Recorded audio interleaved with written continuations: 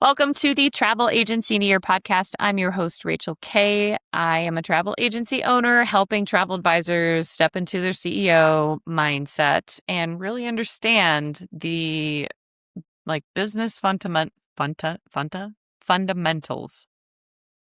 so you can build exactly what you want. Today is day 218. What is your travel agency actually worth? Do you want to sell it or do you want to buy someone else's book of business? Okay. If your part of your long-term 5, 10, 15-year plan involves building your agency to eventually sell it, today's episode is very important. It might be slightly deflating. Dose of reality, followed by what actually is true about value. This is also a good episode if you have been approached by someone who's like, I'm nearing retirement and want to sell my agency, just $500,000 will get you there. Most travel agencies, especially the boutique and even many mid-sized ones, are built almost entirely around one person's relationships, reputation, and personal trust with their clients. That is a beautiful thing for running the business day to day, and it's exactly what makes it so hard to sell. A buyer isn't just purchasing a client list or a booking system. They are hoping to inherit trust that clients built specifically with you. And trust doesn't transfer in a sale the way a physical asset does. Add to the fact that much of the revenue often runs through host agency relationships. So if you are approached and someone says, hey, I want to sell you my business, are they hosted? So there's a host agency relationship you need to be aware of. Commission structures, even if they're independent, that may not be transferable, bookings that may not be transferable, and a business model with relatively low hard assets. Most of us don't have inventory, property, no long-term, 5, 10-year contracts locking in future revenue. All of this makes travel agencies a genuinely difficult category to value and sell compared to businesses with more tangible, transferable assets. Okay, so back years ago, I had a cleaning business. I decided to sell it, and I was in a BNI at the time, and there was this dude that he and I were connecting, whatever. And he's like, I do business valuation. And I was like, oh, well, I want to sell my business. I think it's time. And I was bringing in anywhere between $70,000 and $100,000 in gross revenue per month in my business. And so I was like, okay, well, I, basically hit the $1 million a year dream. I had 11 employees. I had an office space I was renting.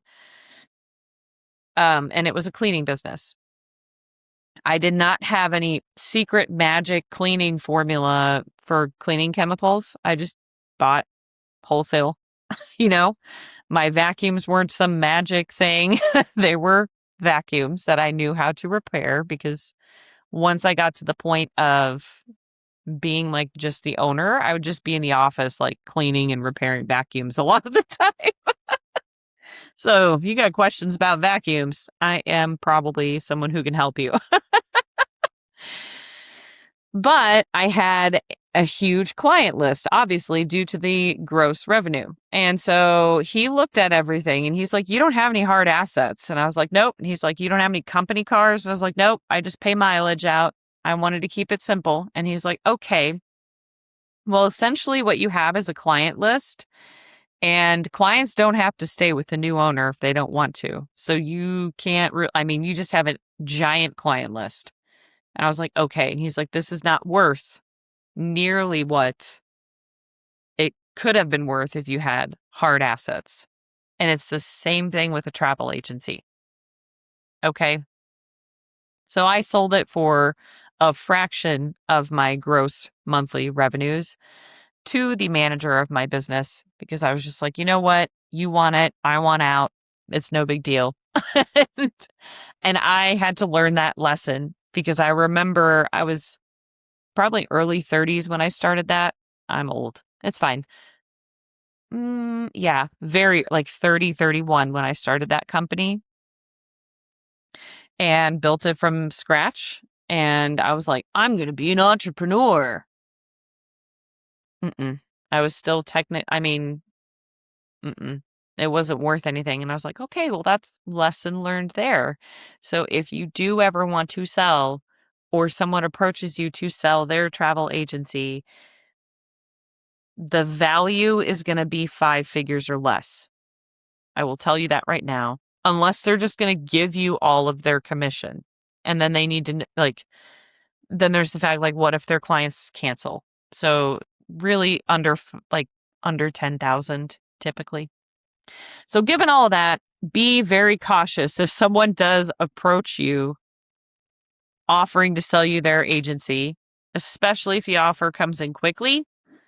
And they talk themselves up and they don't have a true valuation of their business and they want you to decide fast. That's usually someone that wants to exit and doesn't want to have to tell their clients, I can't manage any of this, so I got to get rid of you, because they want that commission or a little bit of it. And so they figure if I sell this for $250,000, I get money in my pocket and this person gets some trips and an email list.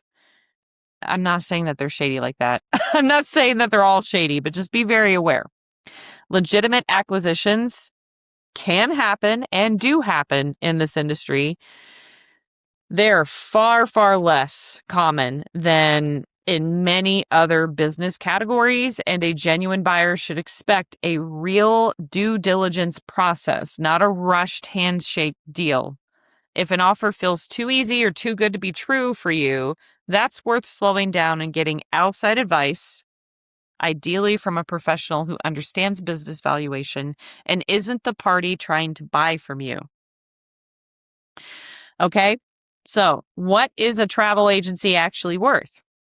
Rather than an arbitrary number, think about value in a few concrete categories. There is recurring transferable revenue.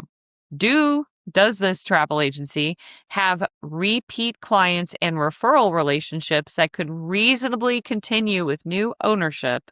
Or is the book of business entirely dependent on the agent's personal relationships specifically? Because if it's like a boutique agency, it's probably more dependent on the personal relationships, because they don't have, their whole brand is built on those personal relationships, okay? Documented systems. Do they have solid processes, client management systems, pricing structures written down, or does everything just live in their head? Team and structure. Do they have other advisors or support staff already in place? That reduces a buyer's risk considerably compared to a business that's entirely one agent. Okay. The most important, brand recognition, independent of the agent that started it, independent of a personal name. A business with a distinct brand identity, the kind that we talked about a few weeks ago, and day 195, is more transferable than one that's essentially your name travel. Okay. And you have to be very careful with their social media. If the social media content is all created by the owner of the agency, that brand is also hugely tied to their personal identity. So the more boxes that you can check from this, the closer that agency gets to being something genuinely sellable, and the further that it moves away from a single person boutique model that's realistically closer to a personal practice than a business asset, which again, completely fine if that's the model somebody wants. Just know you can offer, if you are a boutique agency, let's say you want to retire or something, what you could do in that situation is you'd have to bring on someone onto your team and then slowly transfer everything in a 5-year plan, phasing out. And you might start with I don't know, let's say you might start with a 70-30 split or maybe even lower to have them acquire the business, and you are spending all this time training them to take over the business. So you probably want to do a little bit of a lower split with that agent and like total revenue share, and have them start taking everything over and transfer everything over. And then after that, once you're out, maybe like 10% for the next 3 to 5 years on any bookings they do with your clients. That could be a possibility, but just selling it for $500,000 because you booked $500,000 in trips, not commission, but just trips. That is a bad news bears deal if anyone approaches you and it's just like, oh, I'm selling my business. It's just multiple 6 figures. I need to retire. Excuse me? No, don't do that. All right. Tomorrow's episode, we're going to zoom out. I don't know. I was trying to zoom myself out on the camera. If you're watching on YouTube, it did not work.